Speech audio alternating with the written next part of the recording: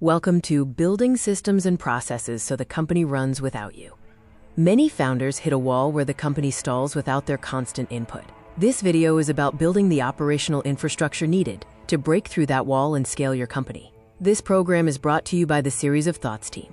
This video will cover 5 key topics for scaling beyond yourself. We'll explore the Founder Evolution Framework, a process documentation workshop, delegation and org design, an OKR implementation guide, and a Series B readiness checklist. Building systems is what separates companies that scale from those that plateau. Founders who don't delegate, document, or develop leaders become the ceiling. This video gives you the tools to step into the role of a true company builder. This is the final episode of our Starting a Company series, because operational infrastructure is the payoff for everything else. Chapter 1 introduces the Founder Evolution Framework, focusing on how founders must transform their identity. It's about moving from being the person who does everything to the person who scales everything. The 3 stages of founder involvement are doer, manager, and leader. As a doer, you are the company. As a manager, you coordinate and prioritize. As a leader, your job is direction, culture, and building capability. Each transition requires an identity shift that rarely feels natural. The transition from doer to manager raises the question, am I still valuable if I'm not building it myself? The truth is, your leverage multiplies when you stop being the only one who can do things. Moving from manager to leader brings the fear of losing control, but true distance is the job. This discomfort is a sign of growth. Founders resist systems due to the speed trap, bureaucracy fear, and the ego trap. The right mental model is that building a process is an investment, not an overhead cost. You don't build systems because you're big, you get big because you built systems. Chapter 2 is our process documentation workshop. We'll provide a practical framework for identifying what to document first and how to write process documents that people will actually follow. To prioritize documentation, focus on processes that are high frequency, high stakes, and live only in your head. This intersection is where your highest leverage targets lie, as errors are expensive and only one person knows how to run them.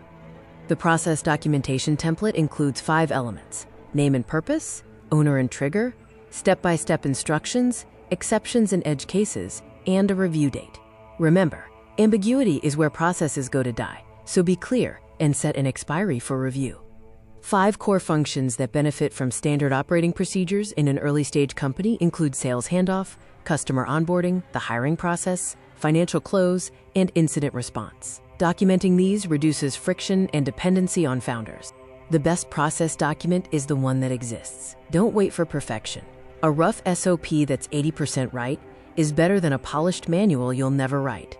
Block time, document your 5 highest frequency processes, and refine as you go. Chapter 3 covers delegation and org design. We'll discuss how to confidently hand off decisions and design a structure that enables your team to handle them effectively.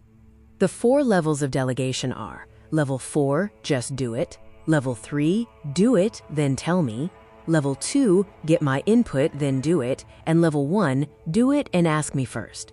Use these levels intentionally to build trust and avoid skipping the crucial middle ground. Match the delegation level to both the person and the decision type. Trust is earned incrementally. A new hire starts at Level 1, while proven leaders operate at Level 4 in their domain. Decision types range from reversible and low stakes, suitable for Level 4, to irreversible or cross-functional, requiring Level 1 or 2. The organizational chart is a living document that must evolve with the company. At 10 people, you have a flat structure. At 25, you introduce functional leads. By 50 people, you need a formal hierarchy with clear reporting lines and VP leadership. At 10 people, everyone reports to the founder, focusing on functional ownership over reporting structure.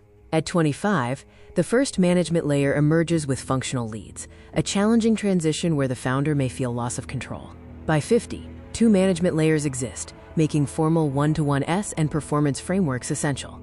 Signs you need a new management layer include managers exceeding 8 direct reports, unsupported ICs, and escalating team-level decisions.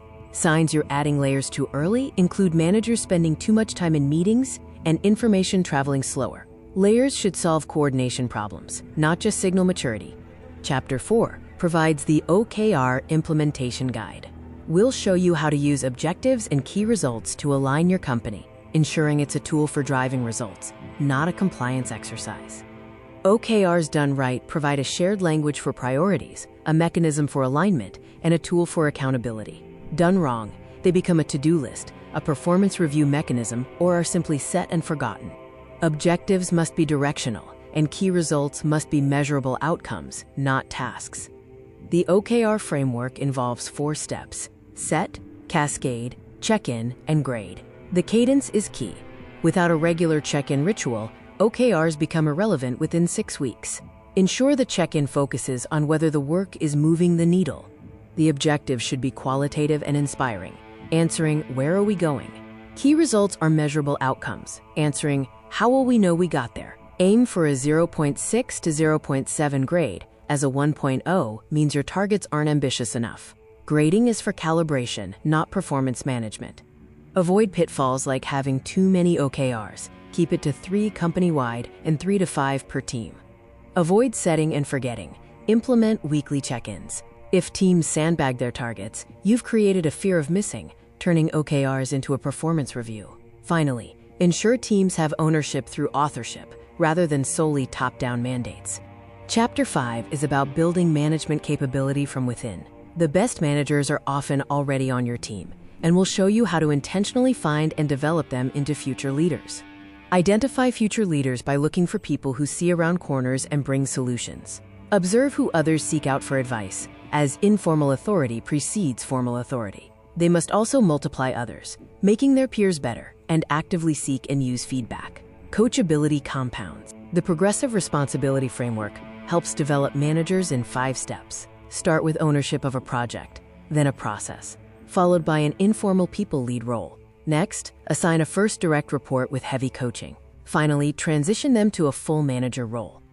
First-time managers need a clear job definition, dedicated one-to-one-s focused on their development, permission to struggle, and specific actionable feedback. The biggest mistake founders make is undermining managers by routing around them. If a manager isn't performing, address it directly. Do not manage their team for them. Develop from within whenever possible for deep culture fit and high loyalty. Hire from outside when you need new capabilities or rare expertise quickly. A strong internal candidate often outperforms an external hire who needs 6 months to understand your business. Chapter 6 covers the founder's calendar audit. We will evaluate whether you are spending your time on high-leverage activities or if you have accidentally become the company's biggest bottleneck. You are a bottleneck if decisions regularly wait on your approval, customers expect you personally, or team output slows when you take time off. Other signs include being the last person to approve before shipping or attending too many non-decision-making meetings. To run a calendar audit, first export the last 4 weeks of data and classify your meetings. Label each activity as unique value, delegatable, or administrative. Then, score the time percentage in each bucket and redesign your calendar by eliminating, delegating, or restructuring the bottom 30% of your time. Your time allocation must change as the company grows. With 0 to 10 people, 50% of your time is spent building or selling. At 10 to 25 people, shift to 50% recruiting and coaching. By 25 to 50 people, dedicate 70% to strategy and leadership.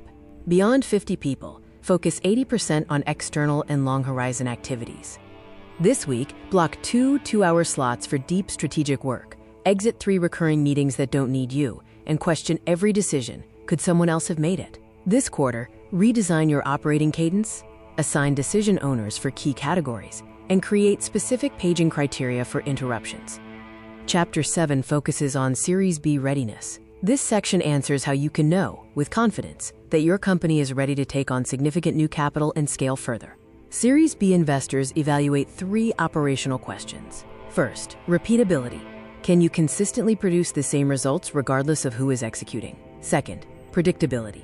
Are your forecasts accurate? Third, team independence. Does the company function without the founder's constant involvement? The readiness checklist has 4 key areas. Revenue should show 2 to 3x growth with over 110% net revenue retention. Go-to-market should have a repeatable sales motion. Operations require VP-level functional leaders. Finally, the founder should spend more than 60% of time on strategic activity. The shift is from magic to machine. Magic means results depend on specific people, often the founder, leading to unpredictable wins. Machine means the company works due to documented systems, delivering consistent, Scalable results through process, not heroics. Series B capital funds machines, not magic. To build predictability, start by defining your 3 to 5 leading indicators for revenue. Then, track historical conversion rates to make forecasts credible. Next, publish and own the forecast, committing to a number quarterly. Finally, explain the variance to understand if changes are market, execution, or model-driven. Key operational signals include 2 to 3 times arranged by growth, demonstrating expected scaling post-funding. Net revenue retention should be over 110%, showing strong product-market fit. Sales ramp time under 90 days signals a repeatable sales motion. Finally, founder strategic time must be 60% or more. The company that runs without you doesn't run away from you. The goal is not irrelevance, but freedom. Freedom to focus on decisions only you can make and to think 18 months out. Systems remove the friction that keeps you trapped in low-leverage activities, freeing you to lead. The operational infrastructure stack shows how each layer depends on the one beneath it. From foundational documentation to management systems, and finally, founder liberation, you must build from the ground up. Be patient as each layer solidifies.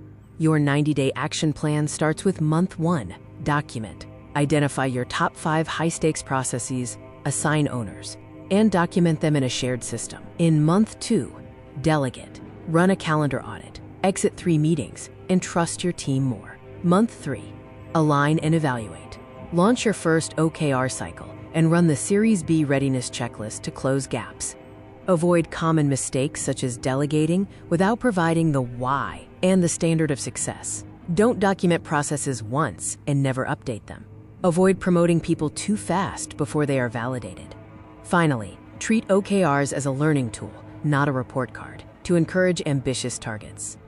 The critical mindset shift is realizing your job is no longer to be the best at a task, but to build a room full of people better than you at their specific jobs. Your new scorecard measures your success by how fast your team moves without you, and whether your company's performance is predictable. Key takeaways. Transition deliberately from doer to leader. Document what lives in your head, prioritizing high-stakes processes. Delegate to the appropriate level, not just the person. And finally, build the machine to ensure repeatability and predictability, unlocking your next stage of growth.